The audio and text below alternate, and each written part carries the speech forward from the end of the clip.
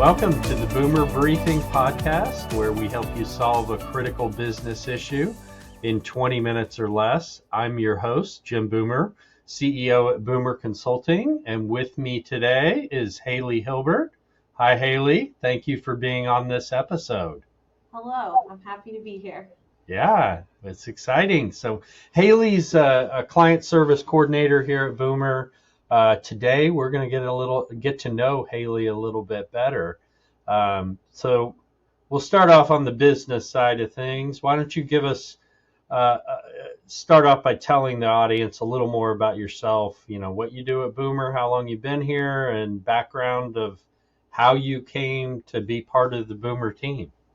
Yeah, so I'm a client service coordinator, like you said, and I've been in that role for a little over a year. Specifically, what I focus on are all of the different circles. So there's 9 circles that I work on, coordinating their spring and fall meetings, and then I also work on the Boomer Circle Summit. So previously, I was a high school English teacher, and when I decided that I wanted to leave teaching, I really wasn't sure specifically what I wanted to do, but my number one thing that I wanted was a team of people that I felt like were supportive and that trusted kind of my professional judgment and professional experience. And so whenever I started interviewing with Boomer, right away, I felt super comfortable. I felt like everyone was really hardworking and intelligent and supportive, and that's kind of how I got here. Awesome. Well, thank you. And we were so happy with our first teacher hire that we went out and made another one shortly thereafter. So seems very different, but it is translated very well into your role. And I imagine a lot of people in the audience are Circle members, so I'm sure you've seen Hailey at our Circle meetings in Kansas City. And if you haven't, I guarantee you've received communication from her. So yeah. It takes a lot to coordinate all those meetings going on constantly, and she does a great job. All right, let's talk a little bit about what you like to do outside of Boomer. Mm-hmm. Any hobbies, pets? So as a former English major and teacher, reading and writing are kind of my 2 most consistent hobbies. I would say I've been doing those the longest. So I'm a big journaler. I've had a journal consistently since I was 11. So if I ever wanted to, I could go back and read, the past 27 years of my life in embarrassing detail. I do have a dog. I've had him for 4 years. I'm not sure exactly how old he is, but I met him in 2020. I saw him when I was volunteering at an animal shelter. I was volunteering and walking dogs. And I saw him and I was like, that is the cutest dog that I've ever seen. So I had volunteered there for years successfully without taking one home. But he was the one that I had to bring home with me. I'm really close with my family, specifically my sister and my 1-year-old nephew. And then I do have a boyfriend who I spend quite a bit of time with. We live really close to each other, which is convenient. So we really like going to parks. We go on a lot of walks around different parks in Kansas City. And then we cook a lot together, try new restaurants, normal stuff. Yep. Fun. Well, I'm sure there's some in the audience that want to know the important questions of what's your dog's name and what kind of dog is it? So Tim is his name. I did not pick that.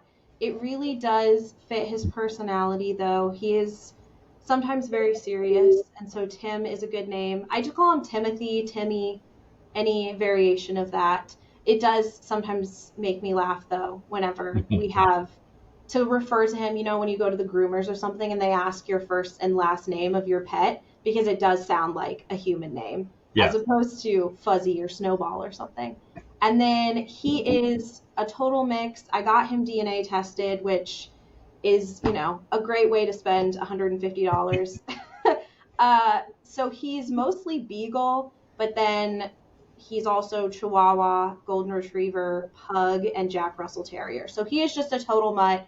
But I would say he looks kind of like a small, kind of goldish tan beagle. Okay. Yeah. So he's a mix of all kinds of Awesome. Yeah. Yeah. He's Um, sturdy though. He's like 32 pounds. yeah, yeah. It's funny on the vets getting mixed up. We have the opposite problem with the last name Boomer. When we Yeah, take our dogs in, they think the dog's name is Boomer. So, because that's so many true. are named that. But anyway, why don't we? Tell us what do you enjoy most about working at Boomer? I think the thing that I like the most is how collaborative everyone is and how willing to share and willing to help everyone is. When we have new members to our circles, I reach out to an existing person in the circle to assign them as a buddy to help them get integrated into the group. And I'm constantly impressed and glad to hear how positively those interactions go and how people really do go out of their way to take the new members kind of under their wing and make sure that they're making connections.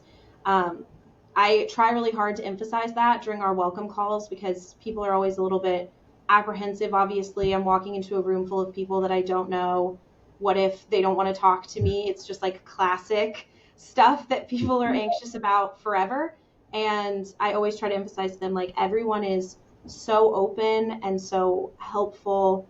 The connections that people make, the mentorship opportunities that I see people capitalize on and connect with are really cool to me and really inspiring, especially as someone who didn't necessarily have a professional mentor in this new career. I think that it's been invaluable to me to have so many people step up and be willing to help train me or help give me background knowledge on stuff I don't understand. Even when we had our quick 15-minute call and you taught me the Excel formulas that I had no experience with, just people going out of their way to do those little things that actually do make a really big difference in your day-to-day work. Cool, cool. Well, that is awesome. And your comment about walking in a room full of people you don't know, yes, very, it can be an intimidating moment. The thought that went in my head, though, was I guess it's better than if you walked in a room full of people that did know you and didn't want to talk to you. So, That uh, is true.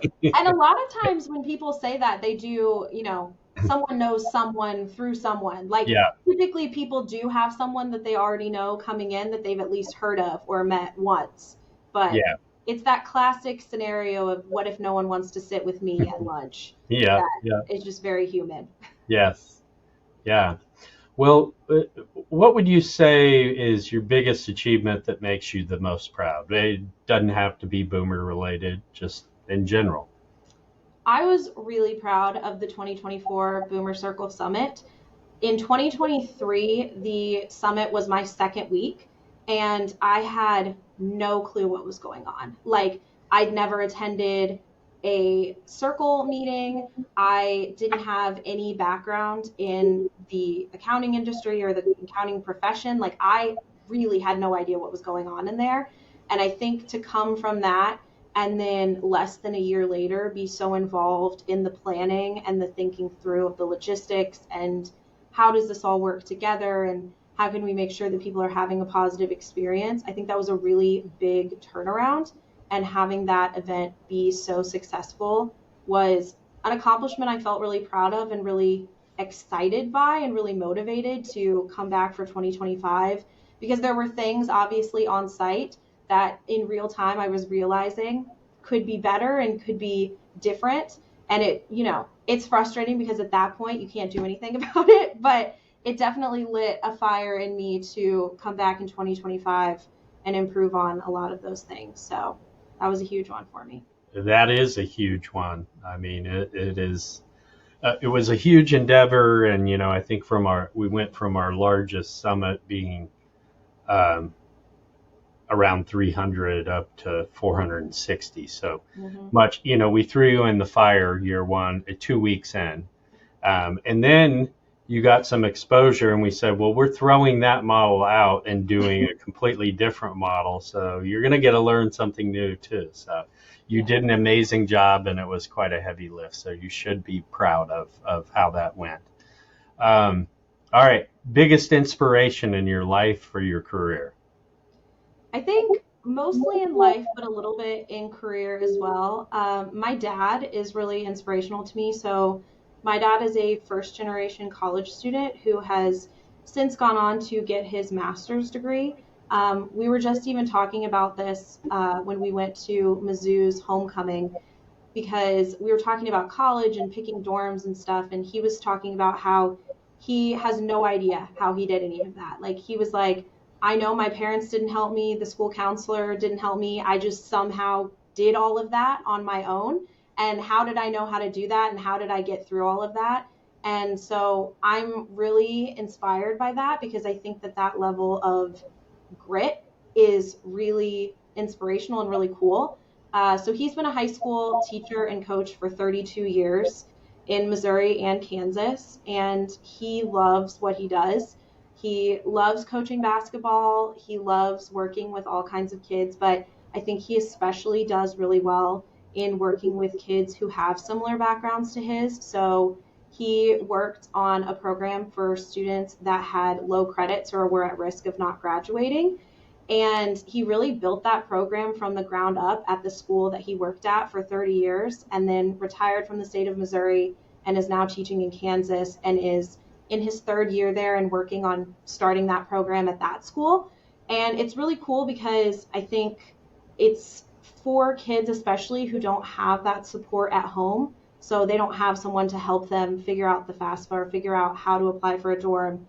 And then now he can be that person for them, or just even be that person that helps them get hired at a part-time job and then promoted to manager. Like, it's a very cool thing to get to go out in my hometown with my dad because I feel like everywhere we go, he knows someone. After teaching in a town for 30 years, it's like every store we go to, every restaurant we go to, we have someone who had him as a teacher and wants to give us a discount because they Yeah. love having him. And then he's just a really great dad. So he sends me a video every single day telling me what the weather's like so that I know what to wear that day, which is kind of funny because I work from home. So it's not a huge, huge importance to me what the weather is, but it's still good to know.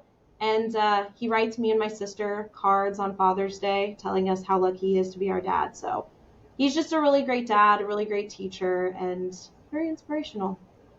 Very cool. Well, when this episode goes live, you're gonna, you'll get lots of brownie points I for know.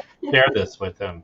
But I imagine there are several people in this world that he has touched their lives that would also answer that question with him in mind as well. And you get to claim him as dad, so that's pretty Yes. cool. Yes. Yeah. Well, what would you? And we're gonna go to travel now. What Yeah. What would you say your favorite place that you've ever visited is? You can only pick one.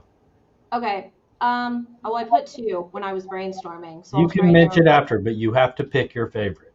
Okay, I'm gonna go really broad and say the UK because I studied abroad in England in college, so I obviously got to travel around a lot of the UK, and I loved Scotland. I loved Ireland. I feel like I didn't have a clear understanding before going to those places how beautiful the landscape is and the nature element is. I feel like you see a lot about the history and the architecture, but just geographically, like the cliffs of Moher in Ireland, I think were the most beautiful thing that I've ever seen. And just the scale was so amazing. Cool. Well, by making you pick one, did you take your two and combine it into the UK, or was there another one? No, What was my your my close backup, second? yeah, my backup one, I lived in Boston briefly Yeah. and I just loved it. I feel like certain cities have a really strong personality, and that is a city with a lot of personality. And I really enjoyed living there. I felt like everyone that I interacted with was a character in one way or another. And that, I mean, the architecture, the history, it was very, very cool just to see all of the things that I'd heard about in history class and just walk past them, which was just really not what I'm used to in Kansas Yeah. City. Yes. Well, I grew up in Manhattan, Kansas, and having lived in San Francisco, it was a completely different experience. And same Yeah. thing, just a different feel being in that major city environment. So very cool. Well, what about places that are on your bucket list? You haven't been there, but you would love to visit. I've never been to New York City. So when I studied abroad, I backpacked a lot. And so I went to a bunch of countries in Europe, and my flatmates, which were English students, were shocked to hear that I'd never been to New York or California. And I had been to all these major European cities before some of the biggest cities in my own country. So I think New York City is probably top of the bucket list. That's a good one. What about favorite food and drink? So I have an interesting anecdote for this one. This was actually kind of a question that I was asked during my final interview for this job. The question was, if you could only eat one thing for the rest of your life, what would it be? And I had to go first. And I was panicked because, I had done a lot of prep of how am I going to answer case studies? How am I Yeah. going to, talk about how my professional experience from teaching transfers to this job, but I didn't think about that. And I just said the first thing that came to my mind, which is one of my favorite foods, which is shrimp. But I wouldn't want to eat only shrimp for the rest of my life. So I want to set the record straight and say that that is one of my favorite foods, but I wouldn't want to eat it for the rest of my life. I think someone else on the interview might have said just Italian food, like went really broad. And I Yeah. think that would be my thing, is that I Yeah. love Italian food. Then you could have pasta. You could throw Yeah. pizza in there too. So yeah, And you're not that just stuck works. with shrimp. Yeah. It wouldn't be your favorite anymore if you had to eat it every day. So Especially in Missouri. yeah. What are you a shopper? What's your favorite place to shop?